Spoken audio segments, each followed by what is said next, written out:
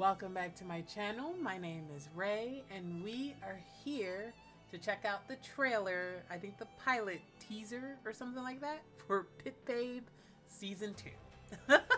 Oh, Pit Babe, our favorite race car driving, romance, crime, thriller, human trafficking, Omega-verse series. They said everything in the kitchen going to be thrown in this one. Okay, Pit Babe. So, to give you my history of Pit Babe, I have watched Pit Babe. I actually have filmed reactions to Pit Babe. I just haven't edited or posted them anywhere. So, I am planning to post Season 1 Pit Babe reactions on my Patreon following the conclusion of my stand-in, which I'm watching right now as it's airing. So, you can expect Pit Babe sometime late next month, something like that. Because we are on, episode 8 of my stand-in, and episode 9 will air later this week. And I think there's 4 more weeks, right? Because it's a standard 12 or 13. So it's 3 to 4 weeks, left for my stand-in. And so expect Pit Babe to replace that slot. I haven't been releasing episodes of my stand-in on YouTube yet because it's been hard to get them up. So I will soon be releasing episodes of my stand-in on YouTube, and then they are going to be once a week as always, because I just do not have time to do multiples on YouTube and edit them down for YouTube, all that. No, once a week.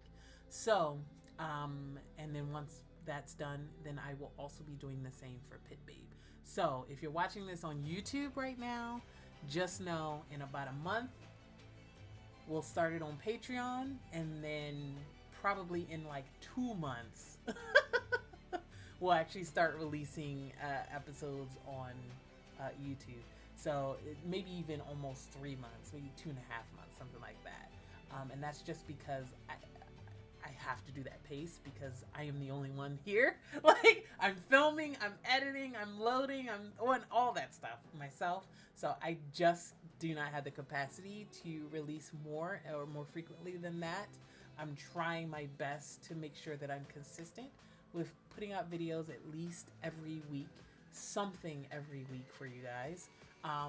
But I'm gonna film my reaction to Season 2 trailer, and I'm gonna post this on YouTube now because whatever, I can. I've seen the whole season, why not?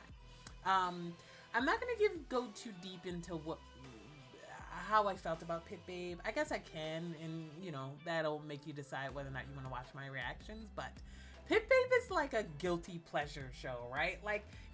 There were so many aspects of it that were just goofy, but something about it was kind of charming. Especially the first half of Pit Babe was actually kind of charming. And I'll tell you one thing, I enjoyed Pooh and Pavel in that. They were my favorite parts of the series, for sure. Charlie and Babe were my favorite parts of the series.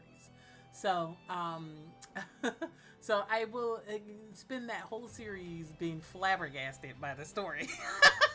And yet also loving the chemistry, loving the cast chemistry, loving the characters of Babe and Charlie. Even when nonsensical stuff was happening, even when stuff was frustrating as hell, Charlie's frustrating ass. I still love him, but he was frustrating as hell. So, and just, general frustration with some of the storylines. Anyway, I'm not gonna get too deep into my review of Pit Babe because that'll be in the actual reactions and you'll see those later. But that's how I felt coming out of Pit Babe 1. Now, I had no effing clue we were going to get a Pit Babe Season 2, so this was a shock to me when I saw a trailer come out, but I couldn't actually react to it when it first dropped. I just didn't have time. So, I'm getting to it finally now. I don't know what this story is going to be because I did look up a little bit to see if it was like a series of books, but no, it's a single book. Pit Babe is one book. So everything that's going to be in this season 2 is going to be new for the show. Well, I guess we don't know if it's gotten picked up yet. So I guess we'll have to see if it gets picked up, what's going to happen. But like, so this is going to be fresh. And I have mixed emotions about it because whenever you catch up with an IP and then continue beyond that IP, it can go left real quick. We all know this. We all know this. We know this. We know whenever an adaptation catches up to a series or to a manga or manhwa, like it, and then it has to write its own story. It can either be great or it can be terrible. We all watched season 8 of Game of Thrones. Like, we all did. Like, we all know how it is. So, like, so I'm a little bit nervous. I'm not gonna lie to you guys. I'm gonna be perfectly honest. I'm a little bit nervous. I already had some issues with some of the writing choices for Pit Babe season 1. So going into a story in which there's nothing to base it on is making me more nervous. Or maybe the stuff I didn't like about season 1 is actually stuff from the book. So maybe leaving the books behind will actually be better for me. Who knows? I guess we'll see. All right. Honestly, I'm done talking about it. I want to actually just watch the trailer. Let's get into it. Not hands right off the bat.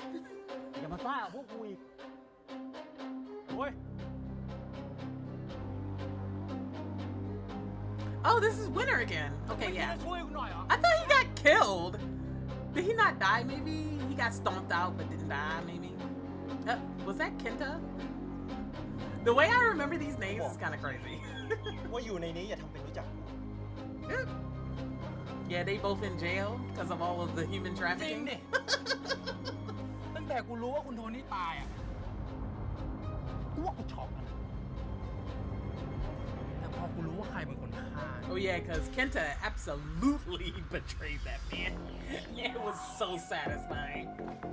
Loved it. This guy. สิทธิ์เก่า His name I do not พร้อม remember. ตาเชียวนะพี่ผม What is this guy's name?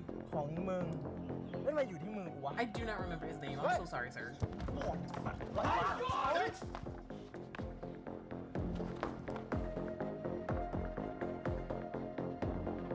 Alright, who's coming to visit? Is it Babe? Is it Charlie? Is it somebody completely different? ชาลี Oh, ชาลี Babe. And ชาลี Charlie. ชาลี Why is he chasing after him like Charlie doesn't know him?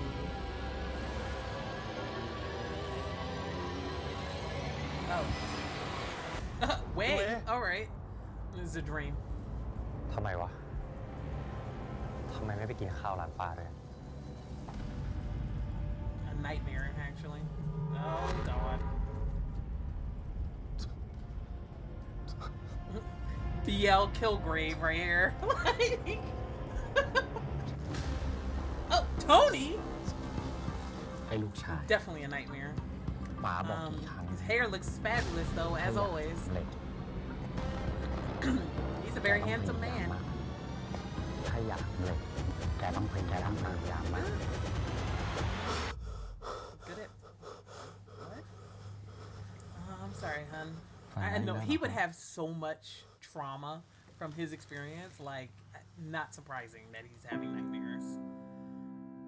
Like, the amount of trauma both of them went through being human trafficked.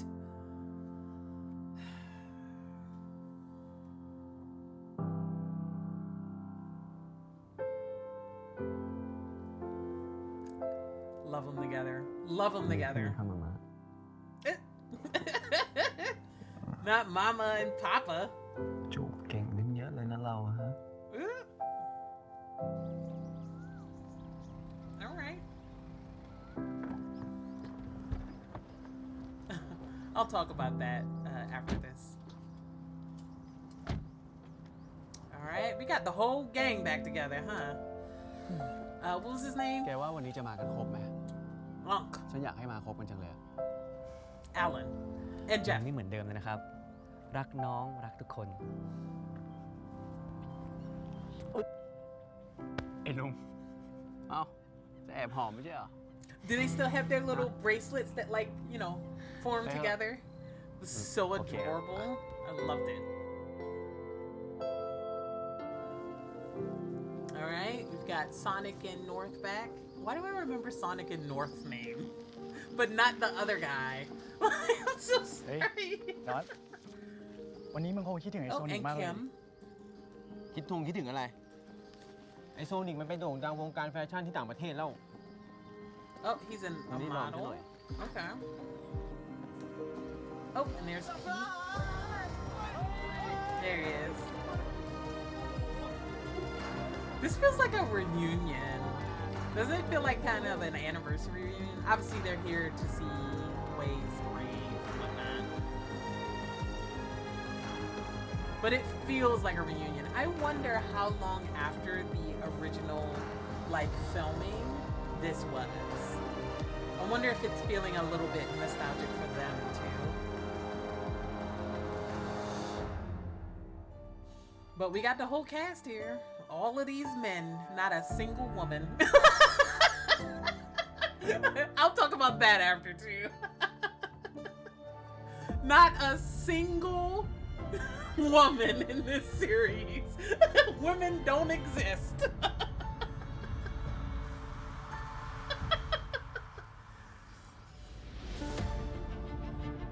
How'd they get out of jail? I guess the person that came to see him. So Kenta ended the series like, okay, I'll talk about it after. Is he going to be our main villain? Because he was very compelling to me in the series. I really enjoyed his character. Actually. Wait. Is he there? Is he not fucking dead? He's back alive, I guess.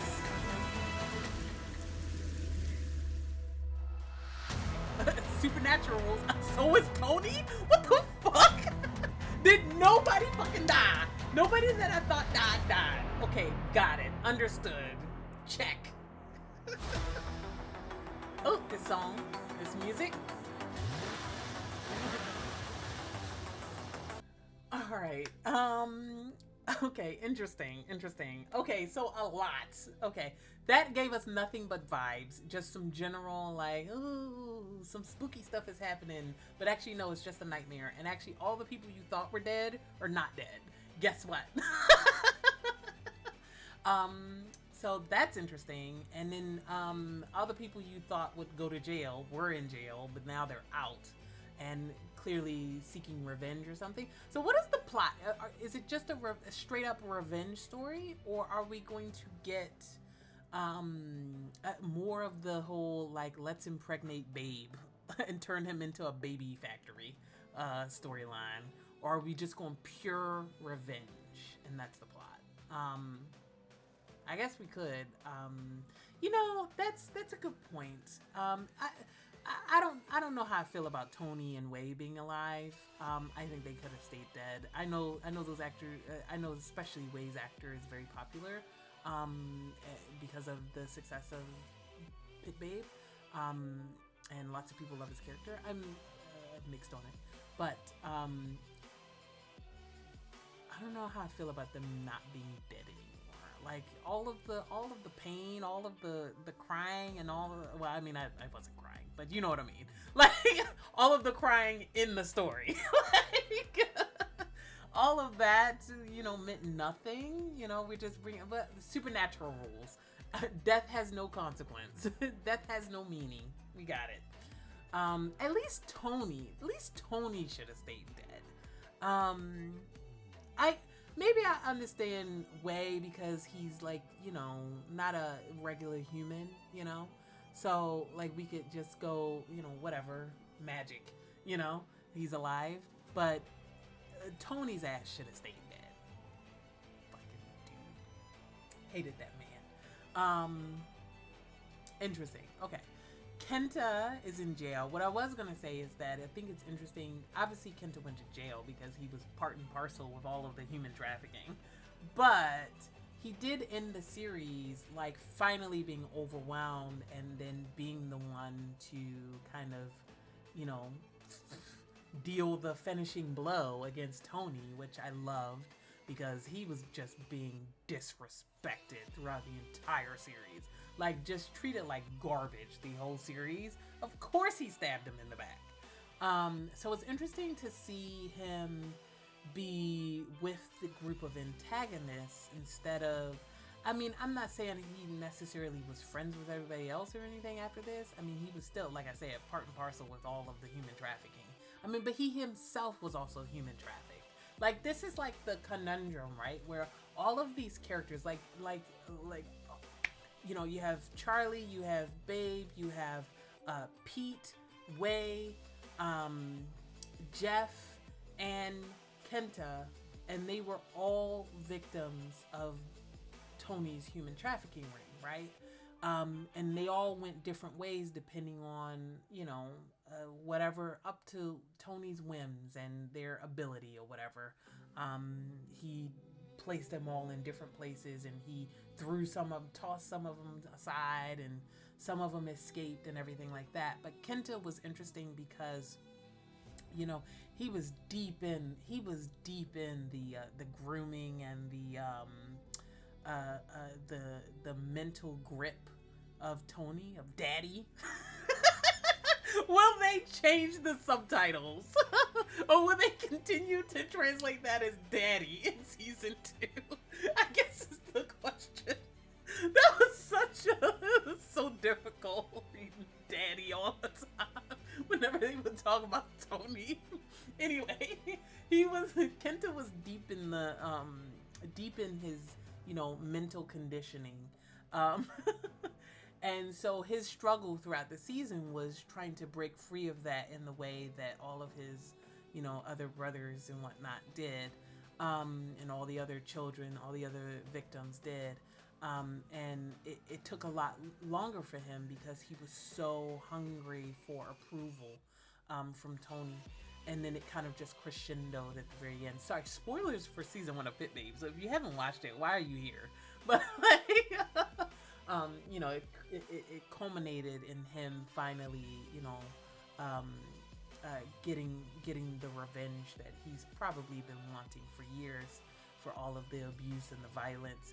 But throughout that, because he was so hungry for Tony's approval, he became one of his henchmen and was in fact a party to all of the human trafficking. Like, they were buying and selling children, okay? Like, we need to talk about how that Pit Babe season 1 was half a human trafficking story, and it was totally fucking messed up. And Kenta was part of that. So it makes sense to me that he's in jail, but I'm not sure if it makes sense to me that he's suddenly like, but then again, maybe he feels like he was abandoned by them again, because he would have feelings of abandonment, right? And he certainly felt abandoned by Pete. And so I imagine he must be feeling a lot of resentment, and so maybe it's, you know, washing over everything. Like, maybe he, you know, is for some whatever reason feeling like his life was better before when Tony was alive, even though he was being treated like garbage, even though he was part of this horrific traffic ring.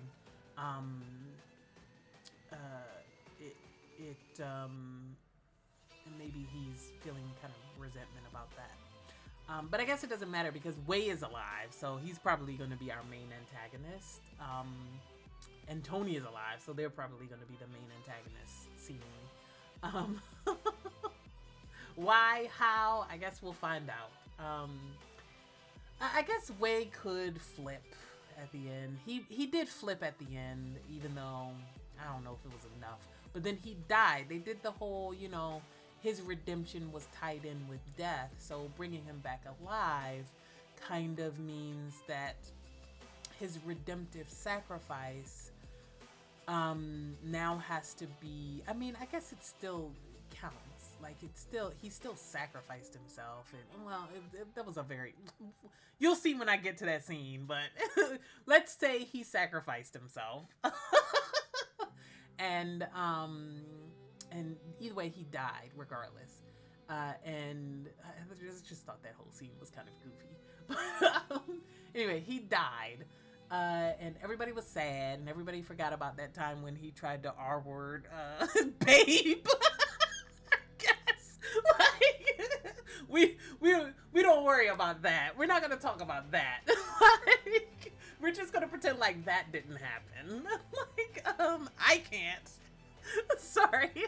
I don't think I like Wei as much as all of you guys. I know he's like one of the fan favorites, and it's a lot of it is because of the actor. Now, do not ever get me wrong. This actor killed it. Okay? I really enjoyed the performance for Wei. But Wei the character, I don't think I like him as much as y'all. Because I had never at any point liked that man. From beginning to end of that series, I kind of hated him. And his redemption wasn't enough to turn me around on that character. Like, it just wasn't. But maybe season 2 will be. Maybe season 2 will give us the time and the real estate to actually redeem his character for me. Like, I know he was redeemed for a lot of you guys, but he wasn't redeemed for me. So maybe season 2 will do that, and I'll turn around on him and Pete. I wasn't a huge fan of him and Pete either, that pairing. I know it's going to be the pairing because those two actors are also in this other trailer that I watched. I'm the Most Beautiful Count. So I know it's going to be them, and I know that that's the romance they decided. But I was far more interested in Pete and Kenta. Like, I'm like one of 6 people who kind of shipped Pete and Kenta far more than Pete and Wei. Whatever they was trying to do with that romance didn't work for me. But it might in season 2. We have more time. We're probably going to get, if it gets picked up, I don't know if it'll get picked up, but if it does get picked up, then we'll have another 12 to 13 episodes to actually sit with Wei and maybe turn his character around and make me actually believe in the romance between him and Pete. So we'll see, I guess. We'll see. Other than that, I want to talk a little bit about Charlie and Babe. Obviously, after the end of season 1 and everything that happened in the back half of season 1, my God. You know, they're together, they're happy as much as they can be, having been victims of human trafficking. I don't think we emphasized enough the trauma. Like, I feel like we spent a lot of time in Babe's head in season 1, but I don't think we did enough with some of the other people that were survivors of this human trafficking thing, including both Babe and Jeff. And I kind of hope that season 2 will actually start digging into, like, if we're gonna do a season 2 and we're gonna expand this story beyond the bounds of the original novel, then let's do that. And let's actually give time to how actually difficult it would be and the work that would need to go into recovering from the kind of trauma that they went through with Tony. And not just when they were children, but also when they were adults, because Tony never let them go. He was always a presence in their life. He was always looming over their life. He tried to murder them. You know, like, there was like a whole, like, he tried to kidnap Babe multiple times. Like, he tried to, you know, basically turn Babe into a baby factory. It was nasty. So, like, the trauma from that would be so immense. And I need, if we get a season 2, I need season 2 to actually unpack that. Like, and I needed them to also unpack it for Charlie, because I feel like we don't get enough of Charlie. Like, even now, I don't think we know much about Charlie's past. Like, even to the very end of season 1, do we know anything about his parents, his family, his childhood before he was kidnapped and taken into, or, you know, taken into Tony's whatever, human trafficking ring, adoption, you know, do we know anything about Charlie? I feel like we do not. So that's some untapped story to go into. So maybe they actually will pull from the original novel, because maybe the novel is actually a little bit more filled out when it comes to the backstory for Charlie. And that would be interesting to explore in season 2, is more of Charlie's POV, because I feel like season 1 was very much about Pit Babe, which makes sense because he's the title character, you know. So we spent a lot of time in his emotional journey, which was fantastic. I loved Pavel in this role.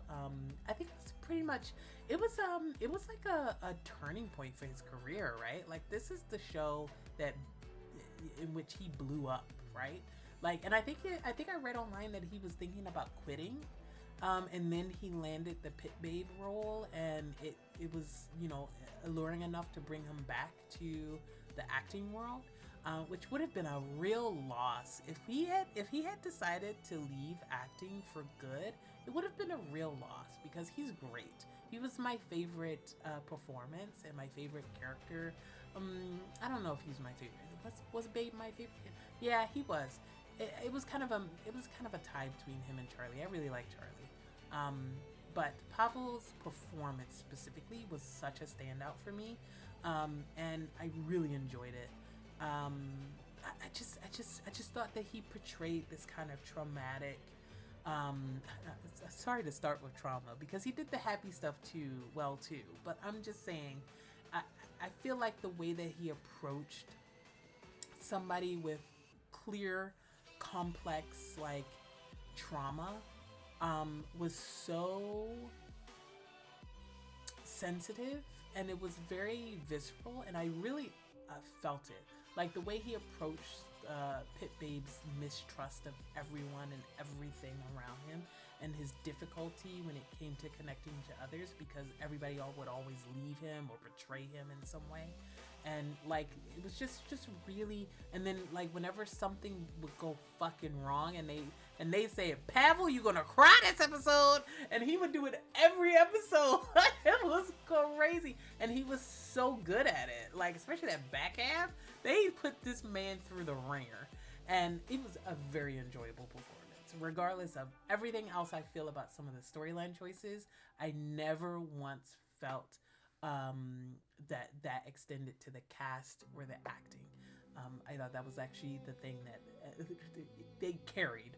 The actors carried Pit Babe season 1. Just saying.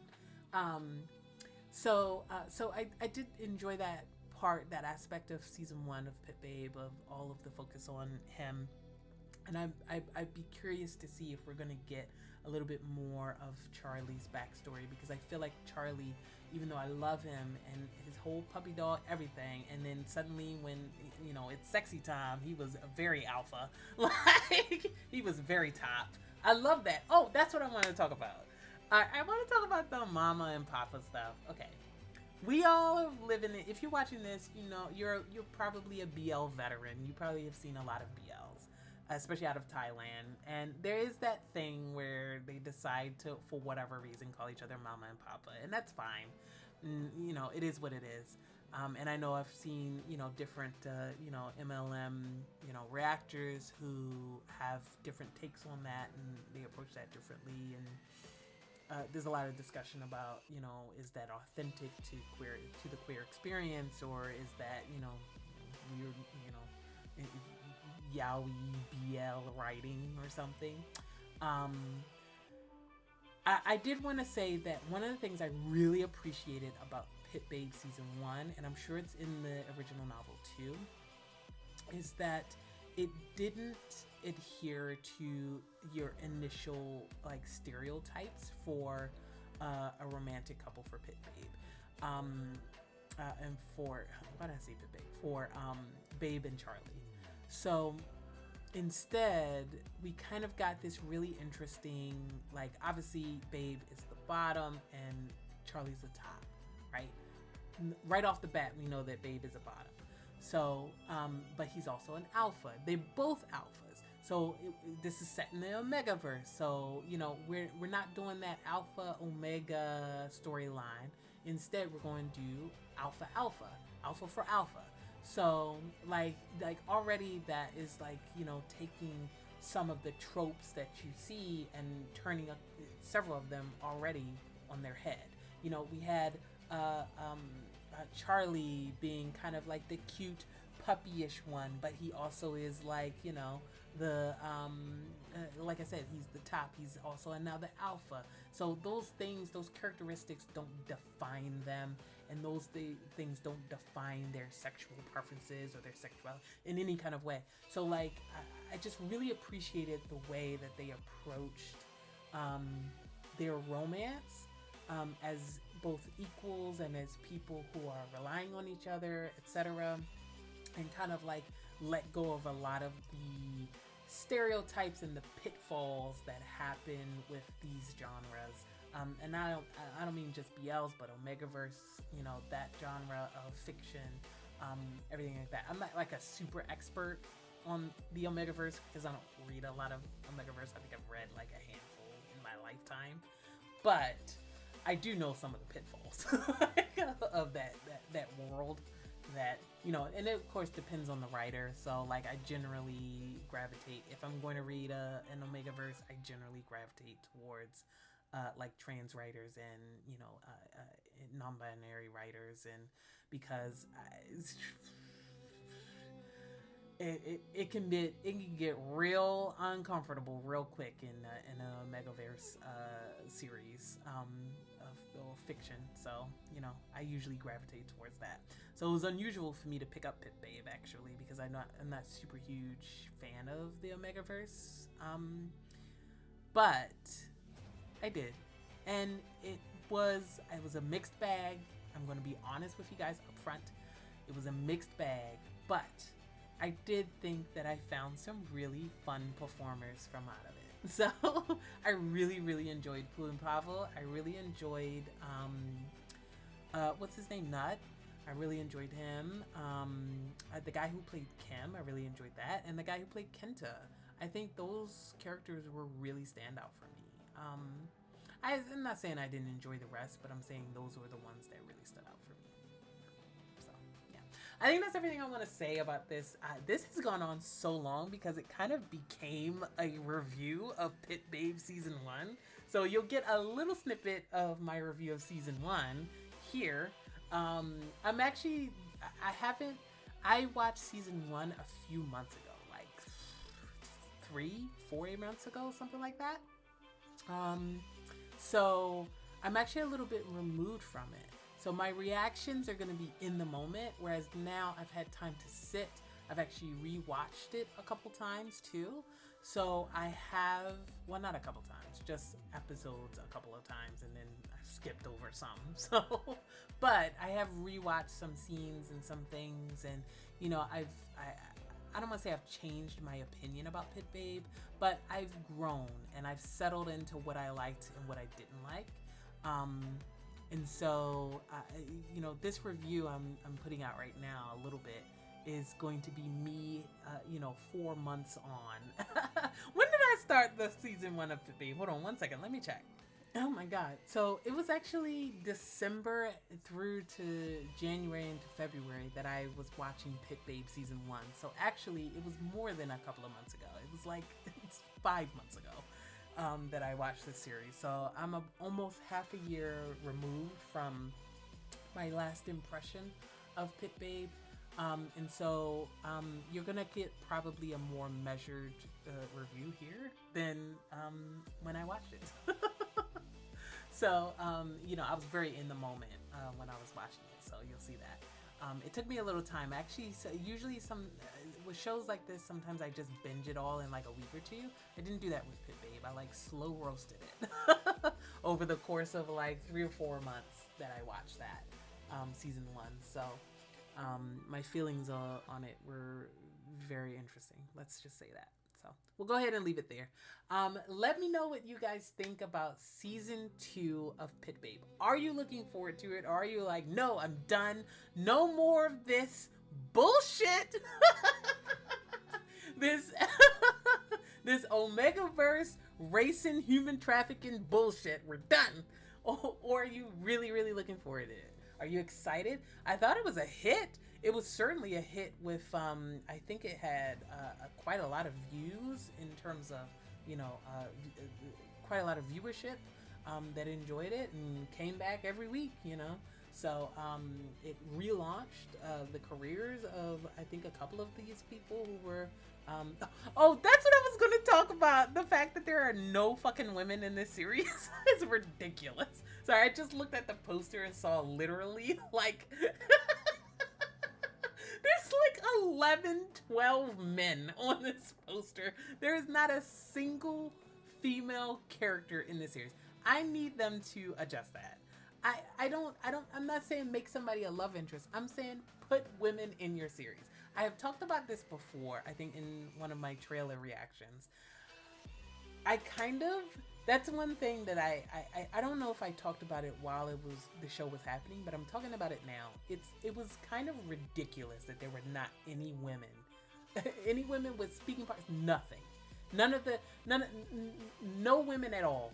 No female racers, no announcer that like actually had a speaking and a named part, nothing. There were no women in this series and it was ridiculous. No female alphas, no female omegas, nothing. No female enigmas. We didn't even have anybody in like Pete's company, Nobody was a woman in this. We had occasional side characters holding the flag when they were racing. That's where you saw women. I need them to adjust that in season 2. I don't care who it is. Somebody who owns the bar. I don't know. Whatever. Like, we need female characters in this. That is something that they can change in season 2 that I really want. Because it was ridiculous. Ridiculous.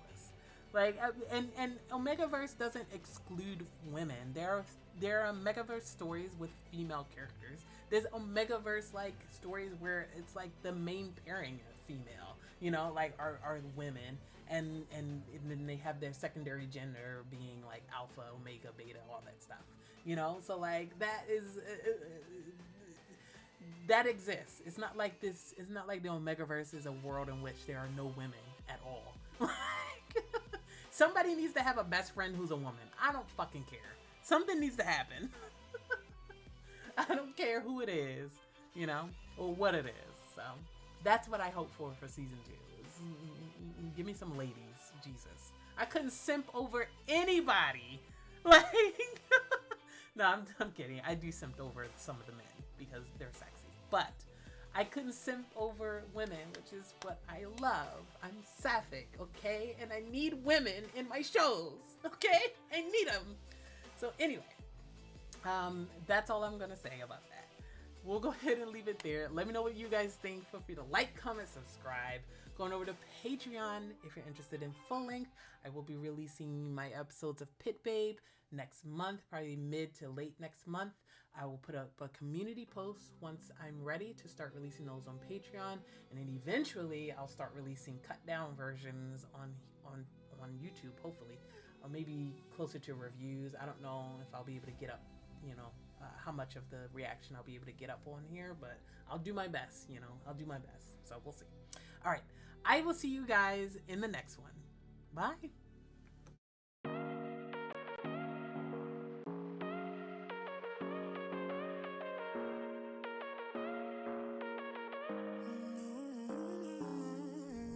Whatever, all this ever, but you long gone, it don't matter.